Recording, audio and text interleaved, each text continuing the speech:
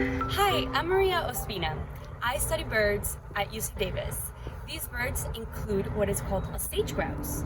A sage grouse looks a lot like a chicken, acts a lot like a chicken, but it actually has a really fun dance. But these birds are really cute, however, they're threatened and they're endangered. And so my job is to help make sure that they have all the resources they need to subsist. For example, food. Do they have good food sources? Do they have good shelter? So that's what I do. It's nice to meet you.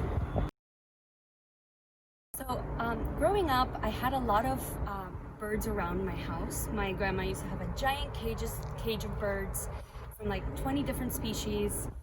And whether or not that was okay is a different story, but I just really enjoyed looking at them and watching them and studying them.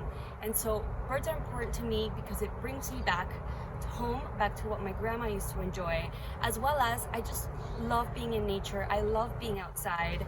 And I also want to make sure the birds are going to be okay in the long term.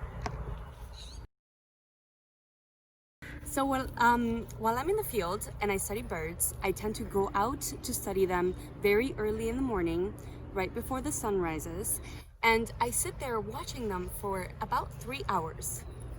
What's really fun is that it's gorgeous. The landscape is amazing, beautiful, mountains, the sun, the plants. It's really wonderful to sit there and watch them. So that's part of the data collection process, or what I actually do in the field. But another part of what I do in the field is also look at plants and what they kind of like how they're growing, what kind of nutrient quality they have in the leaves. And so I do a lot of measurements generally to see just how much food the sage grouse have to eat.